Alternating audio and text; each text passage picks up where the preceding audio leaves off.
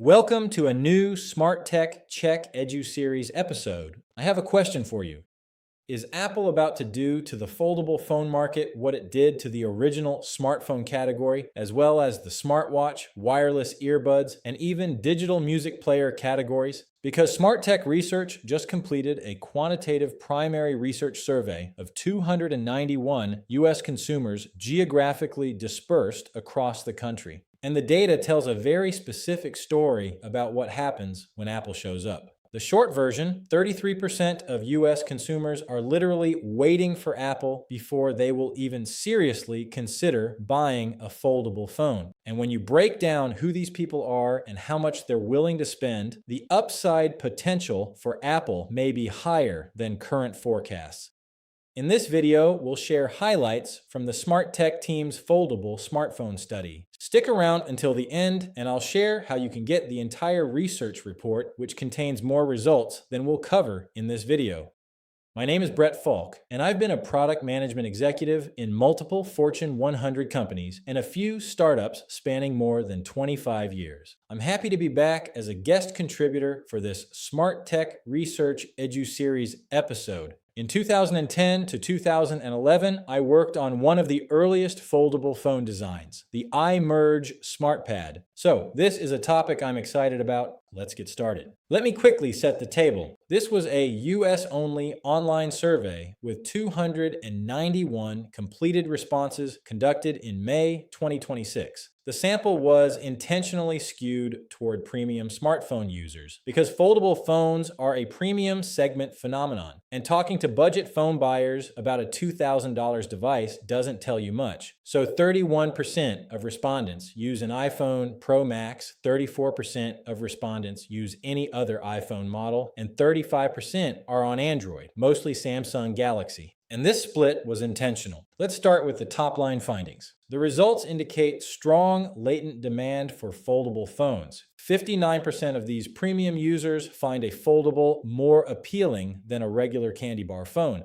61% say Apple entering the market would make them more confident in the category overall. And the biggest near-term opportunity, and the data says this clearly, is the iPhone Pro Max upgrade, with 70% of Pro Max users indicating a foldable phone is more appealing. Note, 56% find the phone plus small tablet all-in-one positioning convincing and perhaps the strongest purchase rationale in the data. When you ask people how open they are to buying a foldable phone as their next device, here's where it gets interesting. Across all respondents, about 40% are open or very open. But when you break it down by device type, that number explodes among iPhone Pro Max users. 46% of Pro Max owners are very open. Compare that to 21% of other iPhone users and 27% of Android users. That's more than double. And when you ask how appealing the idea of a foldable is compared to a regular smartphone, 70% of Pro Max owners say more appealing, with 45% saying much more appealing.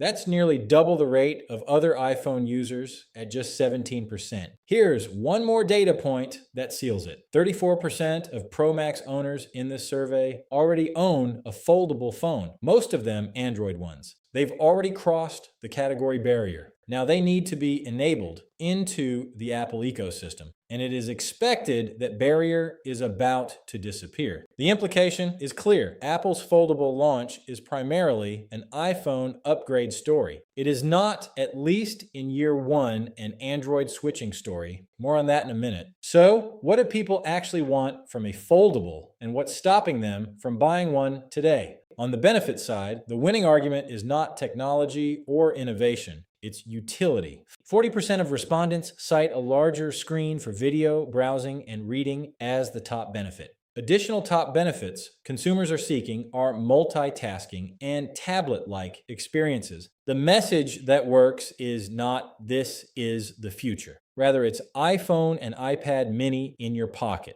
And when you ask if a foldable could replace both a phone and a small tablet, 56% say yes. That's a convincing argument. That's your hero value proposition right there. And the top 3 use cases align perfectly for a foldable phone's larger display. Perhaps no surprise entertainment, multitasking, and general readability of content are the top rated experiences. Productivity tested lower and was defined as work-related use cases such as editing documents and calendar management. Note, gaming tested at 15%. Now the barriers. Price is number one. Durability, i.e., will the hinge hold up, is number two. And ecosystem lock-in is number three. Apple users want a device that is compatible with all the other Apple products and services they use. Here's the good news for Apple. Their entry eliminates that third barrier entirely for their own users. iPhone people who haven't bought a foldable because they didn't want to switch ecosystems,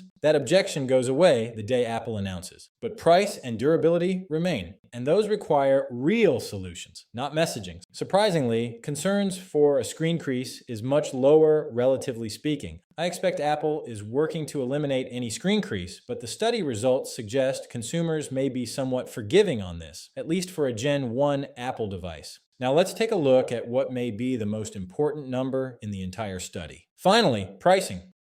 When you ask people the highest price they would consider paying for a foldable phone, one that clearly delivers benefits over a regular smartphone, only 22% say $2,000 or more. 38% cap out below $1,500. 13% say they wouldn't pay any premium at all. Now compare that to what the analysts are projecting. IDC pegs Apple's launch average selling price at around $2,400.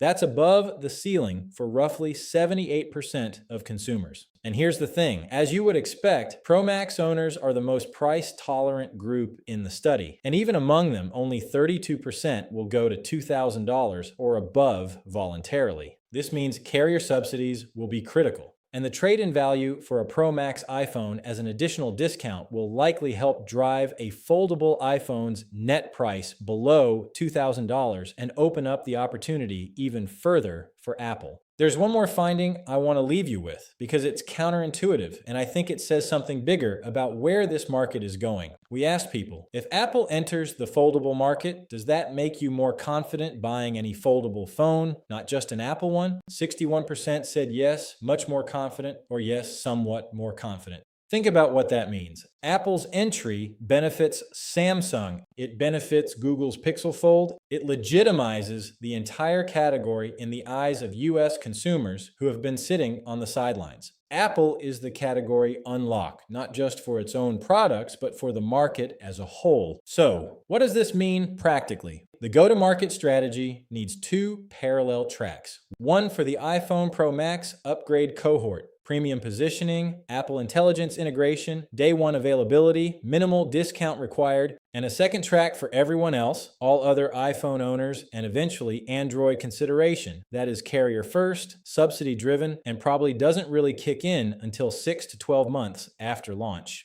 The bottom line from 291 US consumers is this.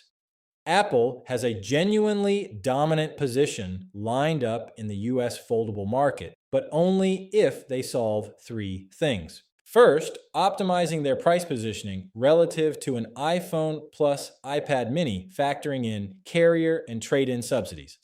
Second, durability through product quality. And third, resist the temptation to pursue Android switching as a significant near-term opportunity. It isn't. The upgrade story within iPhone's own installed base is massive enough on its own. If this kind of primary market research is useful to you, please subscribe. If you want the full research deck, go to smarttechresearch.net/free-offer. You can also submit a request for a custom cut of the research data. Finally, if you need help with research or market analysis or solving challenges related to your roadmap planning, business strategy, marketing, messaging, or brand growth execution, the Smart Tech team is ready to help. Click on the link below to request a complimentary 60-minute planning workshop with the Smart Tech team. Thanks again for watching, and we'll see you in the next episode.